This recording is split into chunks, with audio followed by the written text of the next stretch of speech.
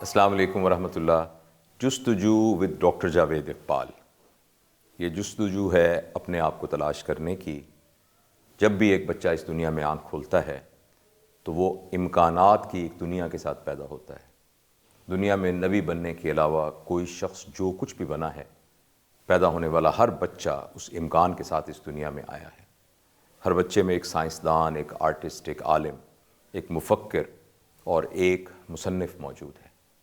البتہ ہمارا ماحول، ہماری تربیت ان کو اجاگر کرنے میں ناکام رہتی ہے۔ ہماری اس سیریز میں یہ جستجو ہے کہ کیسے ہم اپنے چھپے ہوئے امکانات کو بروئے کار لا کر جس نعمت کے ساتھ اللہ تعالیٰ نے ہمیں پیدا کیا ہے اس کا اظہار کر کے اس دنیا سے جائیں۔ ہماری گزشتہ نشستوں میں ہم نے تفصیل سے اس بات کا جائزہ لیا کہ کیسے ہم اپنی جسمانی صحت کا خیال رکھ سکتے ہیں، اور میں نے آپ تمام دوستوں کو بتایا کہ وہ کیا باتیں ہیں جن کو ملحوظ خاطر رکھا جائے تو ہم صحت مند زندگی گزار سکتے ہیں۔ پھر اس کے بعد میں نے ذہانت کے بارے میں بات کی اور اس کی مختلف پرتوں کو ہم نے پلٹا، اور ہم نے یہ جاننے کی کوشش کی کہ ذہانت کیا ہے، انسان کیسے اپنی ذہانت کو اجاگر کر سکتا ہے، کیسے اس کو دو چند کر سکتا ہے، اور اس ذہانت کے ذریعے کیسے کامیاب زندگی گزار سکتا ہے۔ آج کی نشست میں ہم انسانی زندگی کی تیسری جہت یعنی اس کی ایموشنیلٹی، یعنی اس کے جذبات اور احساسات کے بارے میں بات کریں گے۔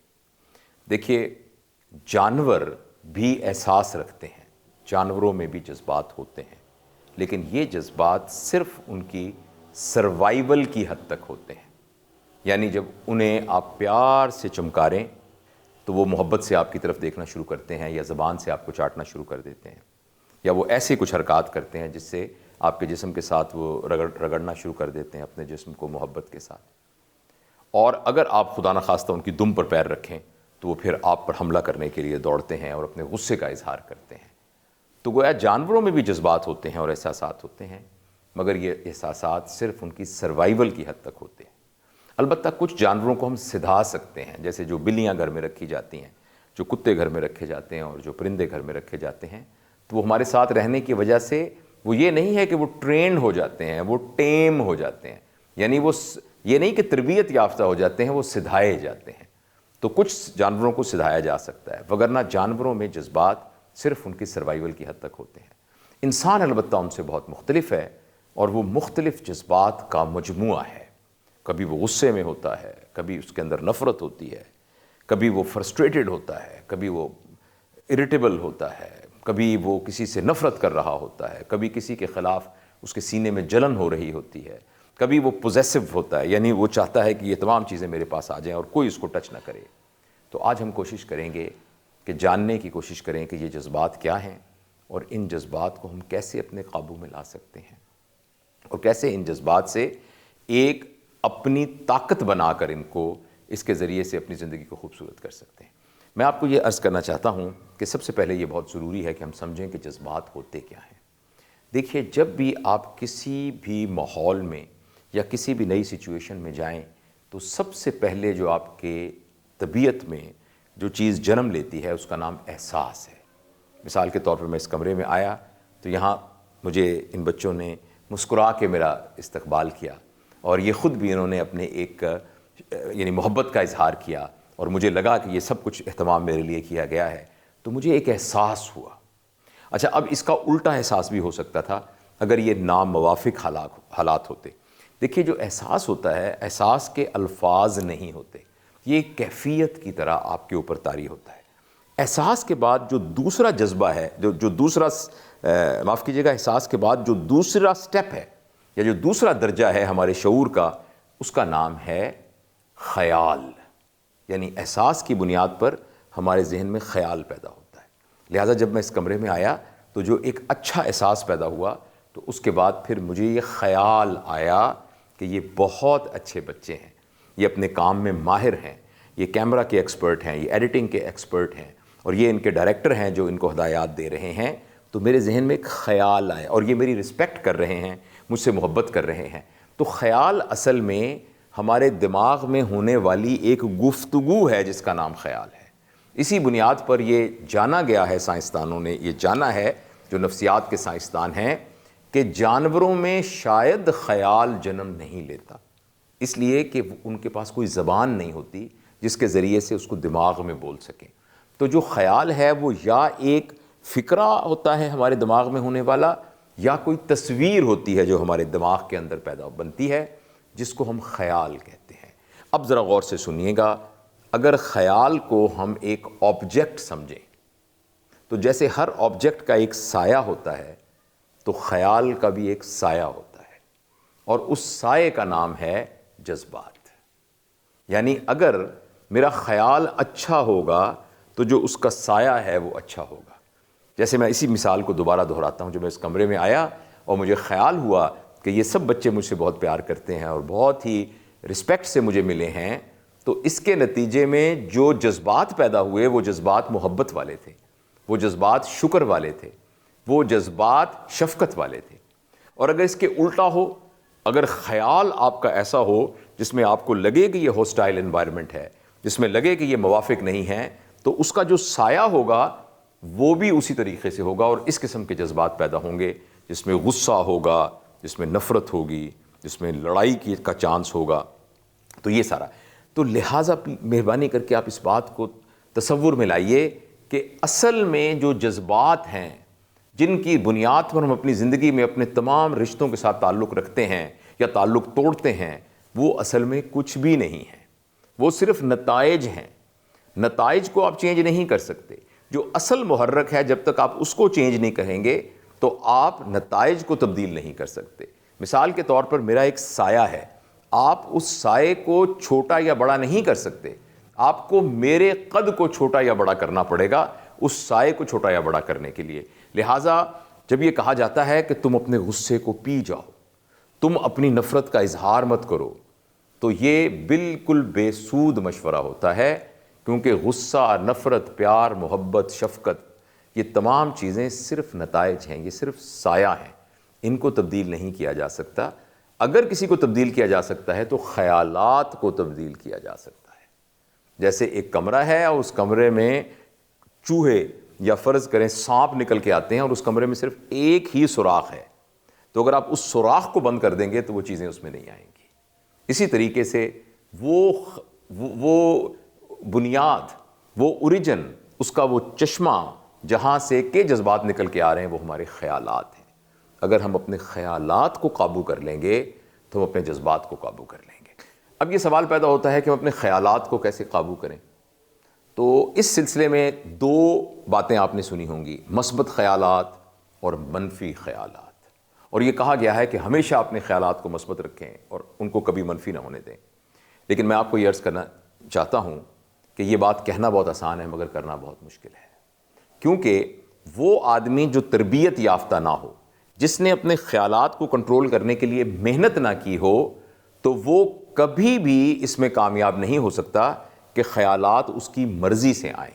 ایک عمومی شکایت اور ایک عمومی لوگوں کا سوال ہوتا ہے کہ ہم کیا کریں، ہمارے ذہن میں ہر وقت خیالات چلتے رہتے ہیں.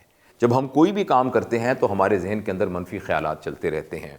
تو ہماری آج کی نشست میں یہ آپ کو ایک طریقہ عرض کرنا چاہتا ہوں جس کے ذریعے سے ہم اپنے خیالات پر قابو پا سکتے ہیں، اور اس طریقے کا نام ہے فوکس کرنا، اپنی توجہ کو مرکوز کرنا. مجھے معلوم نہیں ہے کہ میں اس کیمرے کے ذریعے آپ کے ساتھ وہ ایکسرسائز کر سکتا ہوں کہ نہیں کر سکتا، لیکن پھر بھی میں اس کی ایک کوشش کرتا ہوں. میں آپ کے سامنے، مہربانی کر کے آپ جو بھی کام کر رہے ہیں وہ چھوڑ دیجئے، مہربانی کر کے اب اپنے ٹی وی کی اسکرین کی طرف توجہ دیجئے اور میری بات کو غور سے سنیے. میں اب اپنے دونوں ہاتھوں کو ملا کر تالی بجاؤں گا، اس سے ایک آواز پیدا ہوگی. آپ اس آواز کو سنیے گا اور پھر جب تالی کی آواز ختم ہو جائے تو کوشش کر کے پھر بھی اس آواز کو اپنے ذہن میں سنتے رہیے گا. آپ کو میری بات سمجھ میں آ گئی؟ میں ایک تالی بجاؤں گا، اس کی جو آواز ہوگی آپ اس آواز پر توجہ رکھیے گا چاہے وہ آواز ختم بھی ہو جائے. لیجیے ہم شروع کرنے لگے ہیں.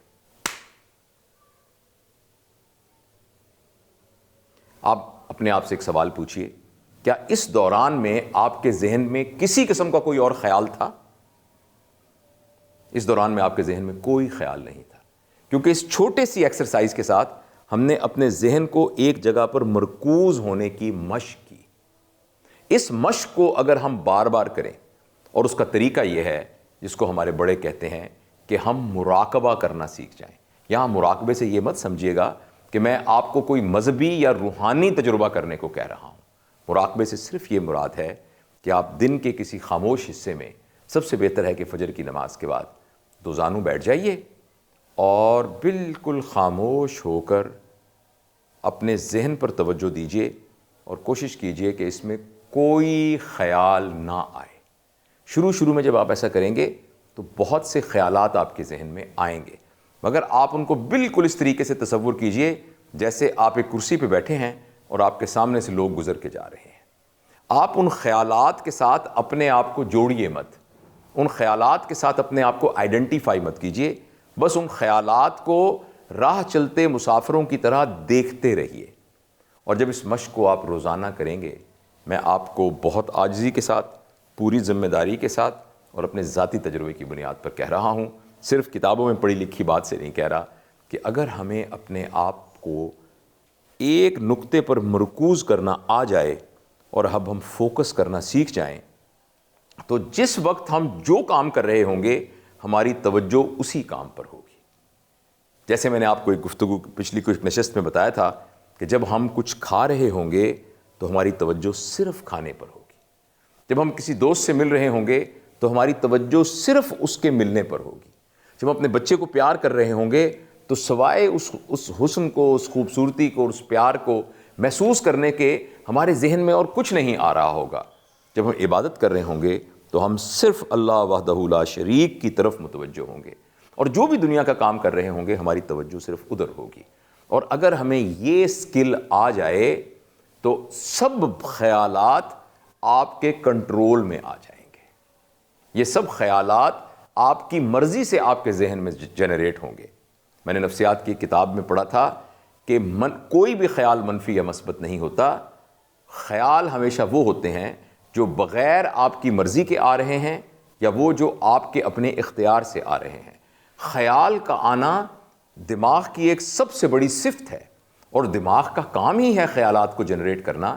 جیسے آپ کبھی بھی یہ نہیں کہتے کہ میرا دل دھڑک رہا ہے اور میں اس سے پریشان ہوں، میرا گردہ جو ہے وہ پیشاب بنا رہا ہے میں پریشان ہوں، یا میرے جگر کے اندر کیمیائی کام ہو رہے ہیں اور میں پریشان ہوں۔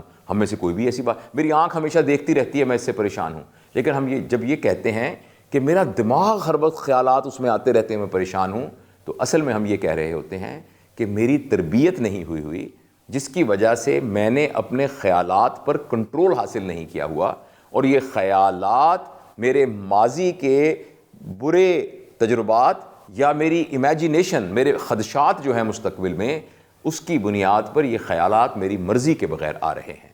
اور میں نے آپ کو ایک سمپل سی ٹیکنیک بتائی ہے کہ اگر ہم دن کا کچھ حصہ فوکس کرنا سیکھ لیں تو آہستہ آہستہ ہمیں یہ عادت بن جاتی ہے۔ ایک اور مشورہ میں اپنے تمام دوستوں کو دیا کرتا ہوں جن کا یہ خیال ہے کہ انہیں بہت خیالات آتے ہیں، آپ اپنے 24 گھنٹے کی زندگی میں یہ دیکھیے کہ کوئی ایک شخص جس سے آپ کا سب سے زیادہ رابطہ رہتا ہے، مثال کے طور پر آپ کی اہلیہ، یا اگر آپ خاتون ہیں تو آپ کے خاوند، یا آپ کا کوئی بچہ، یا آپ کا کوئی باس، یا آپ کا کوئی سبارڈینیٹ، یا آپ کا کوئی دوست، 24 گھنٹے میں جس کے ساتھ آپ کا زیادہ رابطہ رہتا ہے، آپ ایسے ایک شخص کو آئیڈینٹیفائی کریں اور اس کے بارے میں یہ فیصلہ کریں کہ جب یہ مجھ سے بات کرے گا یا کرے گی تو میں باقی کام چھوڑ کر توجہ سے اس کی بات کو سنوں گا۔ اگر آپ ایک شخص کے بارے میں یہ طے کر لیں کہ جب یہ بات کر رہا ہوگا تو میں کچھ اور نہیں سوچوں گا اور توجہ سے سنوں گا، تو آپ یقین کیجئے آپ کو ایسا لگے گا جیسے آپ کی ذات کے اندر کوئی طلسماتی کام ہو گیا ہے، جیسے آپ کو کوئی معجزہ، کسی معجزے نے آپ کو جو ہے وہ سرفراز کیا ہے، اور آپ کی زندگی میں فوکس کرنا آ جائے گا۔ اور اگر ہماری زندگی میں فوکس کرنا آ جائے تو اس کا مطلب یہ ہے کہ ہم لمحہ موجود میں رہنا سیکھ جائیں گے۔ لمحہ موجود میں رہنا ہی تو نروان ہے، لمحہ موجود میں رہنا ہی تو انلائٹمنٹ ہے۔ انلائٹمنٹ اور نروان کے بارے میں جو ہم نے قصے سنے ہیں وہ اور کوئی طلسماتی تجربہ نہیں ہے، بلکہ وہ صرف یہ ہے کہ ہم جو کام کر رہے ہوں ہماری توجہ صرف اس کی طرف مرکوز ہو۔ اگر ہماری توجہ صرف اس کی طرف مرکوز ہوگی تو یہ تمام خیالات اور جذبات ہمارے قابو میں ہوں گے۔ تو مجھے امید ہے کہ آج کی اس گفتگو سے آپ نے کچھ نہ کچھ ٹیک ہوم میسج لیا ہوگا اور آپ نے غور کیا ہوگا کہ تھوڑی سی ہم اپنی زندگی کی روٹین کو بدلنے کے ساتھ اپنے اندر بہت بڑی تبدیلی لا سکتے ہیں۔ انشاءاللہ جستجو ود ڈاکٹر جاوید اقبال کے اگلے ایپیسوڈ کے ساتھ آپ سے جلد ملاقات ہوگی۔